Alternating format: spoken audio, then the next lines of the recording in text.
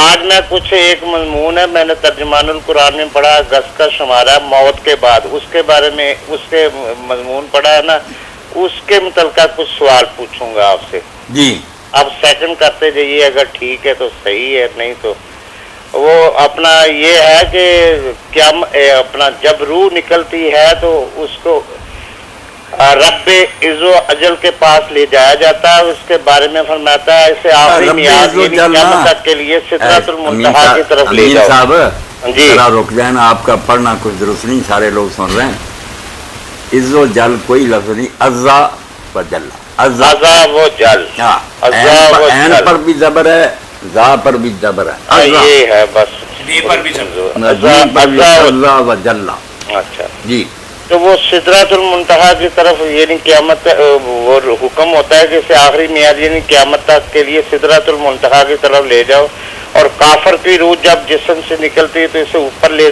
چڑھا لیا جاتا ہے، اسے آسمان والے کہتے ہیں کہ ایک خبیث روح زمین کی طرف سے آئی ہے، اور اس سے آخری میعاد یعنی قیامت سجین میں، یعنی سجین اور علیین جو ہے نا، اس کے بارے میں تھوڑا سا ایکسپلین کر دیں، سجین اور علیین۔ بالکل، یہ حضرت برا بن عازب رضی اللہ تعالیٰ عنہ کی لمبی حدیث ہے، جو آپ نے قبر جو تھی نا وہ تیار ہو رہی تھی، پھر دفن ہونے میں دیر تھی تو آپ وہاں بیٹھ گئے، تو 2-3 صفحے کی حدیث ہے، لمبا بیان کیا کس طرح موت کے وقت فرشتے آتے ہیں، پھر روح نیک کی کس طرح نکالتے ہیں، بد کی پھر کس حال میں آسمان کی طرف لے جاتے ہیں، بد کے لیے دروازے نہیں کھلتے، اسے نیچے پھینک دیا جاتا۔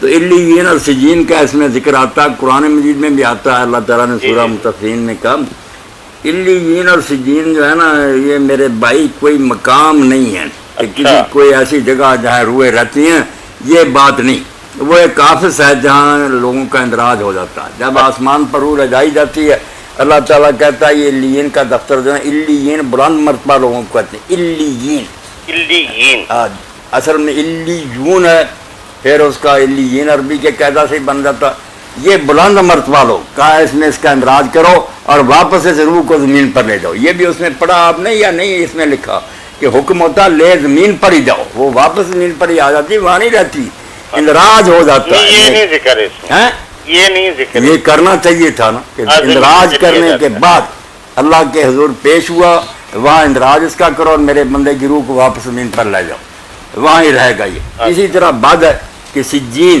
سجن جیل خانے سے نا، کہ قیدیوں میں جہاں درج ہوتا ہے نا، کتاب مرقوم میں ایک دفتر ہے، اس میں اس کا نام درج کر وہ بدماشوں کے دفتر میں درج ہو گیا، روحیں کہاں رہتی کہاں نہیں، اللہ نے کہا زمین پر ہی پھینک دو، وہاں سے یہ پیدا ہوا، وہاں سے دوبارہ پیدا کرو۔ اچھا، اس لیے کوئی بڑی بات نہیں کہ روحیں سب کی قبروں پر ہی ہوں، ذاتی ہوں، نیکوں کی، ہاں وہاں صرف اندراج ہوتے ہیں۔ اچھا، علیین میں نیکوں میں اندراج ہو گیا، واپس زمین پر۔ یہ پوری حدیث شریف میں آپ مشکات سے نکال کر پڑھیں نا، حکم ہوتا کہ میرے بندے کو واپس زمین پر لے جاؤ، اسی طرح اس کو بھی سجین میں درج کر کے یہاں ہی پھینک دیا جاتا۔ مولانا صاحب آپ نے ایک دفعہ، میں آپ نے جب فیصلہ آباد کے قیام کے دوران یہ آپ کی کسی کیسٹ میں سنا، جب نیک روح کو لے جایا جاتا ہے وہاں پہ، تو جس طرح دنیا سے لوگ جاتے ہیں نا، جو سفر کرنے کے بعد آتے ہیں، تو آپ نے کہا تھا حدیث کے مطابق کہ وہ اس کو سلام بھیجتے ہیں کہ ہاں، اور وہ پوچھتا ہے وہ بندہ جو آنے والا ہوتا ہے نا روح، تو وہ کہتی ہے کہ مجھ سے پہلے ایک بندہ وہ مجھے نظر نہیں آ رہا، میرا فلاں دوست، میرا فلاں رشتہ دار، فلاں بندہ، تو وہ کہتے ہیں، وہ سارے حیران ہو کے پوچھتے ہیں نو ہو، یہ افسوس کا اظہار کرتے ہیں، وہ ادھر نہیں، وہ ادھر چلا گیا۔ یہ والی بات بھی جب یہ ہے تو عالمی ارواح کا کیا اس میں ہے کوئی؟ شاید آپ کی یادداشت خطا کر رہی ہے یا میرا بیان اس میں نہیں ٹھیک ریکارڈ ہوا۔ وہ جب جاتا ہے نا تو وہاں جو اس کے جاننے والے ہیں سب کو اطلاع ملتی ہے، وہ اکٹھے ہوتے ہیں، روحیں ملتی ہیں، اس سے پھر پوچھتے ہیں کہ فلاں کا کیا حال تھا، فلاں کا، کیونکہ مرنے کے بعد شعور ختم نہیں ہو جاتا، ہوش حواس شعور ساری یادداشت اسی طرح وہ بتاتا ہے کہ وہ ٹھیک ہے ٹھیک ہے۔ اسی میں ایک ایسے آدمی کا ذکر آ جاتا ہے جو اس سے پہلے مر گیا، اس کا جب پوچھتے ہیں نا، یہ نہیں کہتا کہ مجھے دکھائی نہیں دیتا، وہ کہتے ہیں کہ بھائی فلاں کا کیا حال تھا، تو یہ کہتا وہ تو مجھ سے پہلے مر گیا۔ اس پر غمگین ہو جاتے ہیں اور وہ افسردہ ہو جاتے ہیں کہ اگر پہلے مر گیا اور ہمارے ساتھ شامل نہیں ہوا تو پھر چھانٹی ہوگی، بدقسمت دوسری طرف نکل گیا۔ وہاں نیک و بد الگ الگ ڈپارٹمنٹس میں رہ رہے ہیں. عالم ارواح کا تھوڑا سا بیان کر دیں. عالم ارواح کا بیان کیا کریں, جب وہاں جائیں گے تو امین شاہ صاحب سب پتہ چل جائے گا. صرف یہ جانے کہ یہاں سے مرنے کے بعد انسان ختم نہیں ہو جاتا, اس کی زندگی ایک نیا رخ اختیار کرتی ہے. سنتا, دیکھتا, چلتا, پھرتا سب کچھ اسی طرح ہے. اس دنیا میں رہ رہے ہیں, ملتے ہیں, سب کچھ ہوتا ہے, مگر وہ دنیا ہماری دسترس سے باہر, ہمارے پاس اس کا کوئی جغرافیہ نہیں. ہم یہاں رہتے وہاں نہیں جا سکتے, ان کا یہاں آنا نہیں. اگر یہاں آنا ہوتا تو ان کو پتہ نہ ہوتا کہ ہم گئے تھے گھر میں, وہ تو مر چکا. نہ وہ یہاں آتے ہیں نہ ہم وہاں جاتے ہیں. اللہ تعالیٰ سلام, درود, دعا یہ پہنچا دیتا ہے. جزا سزا کا عمل تو قیامت والے دن سے شروع نہیں, ابھی شروع ہو جاتا. چلیے بہت شکریہ امین پکی شاہ جزا صاحب. صاحب وہاں شروع ہوگی. آپ کے سوال پر مختصر کہہ دوں, کئی لوگ پریشان نہ ہو.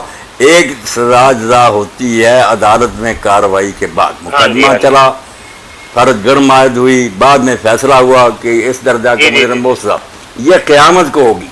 ایک ہوتا کہ گرفتار کر لیا, اس کو جیل حوالات میں بند کر دیا. دوسری طرف ایک نیک آدمی ہے جو گیسٹ ہاؤس میں بیٹھا ہوا ہے, ریسٹ ہاؤس میں. اسی طرح کا فرق ہے کہ نیک روح جاتے ہی بنگلوں میں بیٹھ جاتی ہے, خوشبوئیں, راحت ہے, وہ بھی انتظار کر رہی ہے آخری فیصلے کا. وہاں اصل سارا فیصلہ ہوگا قیامت کو, مگر راحت میں ہے, آرام ہے, خوشبوئیں ہیں, بستر ہے. دوسرا جاتے ہی جیسے حوالات میں جوتیاں پڑتی ہیں, قید ہے, گندگی ہے, پھنسا ہوا. باقی مقدمہ جو ہے نا پورا یہ قیامت کو چلے گا. جی جی, یہ صرف حوالات اور جیل کا فرق ہے. اب حوالات میں بند ہیں, وہاں پھر جوڈیشل جیل میں جائیں گے, پھر فیصلہ ہو کس وارڈ میں ان کو بھیجا جائے. جی حاضر بھائی جتنے ہیں ان کو رمضان مبارک کی پیش. ہاں, رمضان مبارک سب کے لیے مبارک ہو. خیریت سے آئے, خیریت سے سب کو اللہ رکھے, عالم اسلام پر رحم کرے.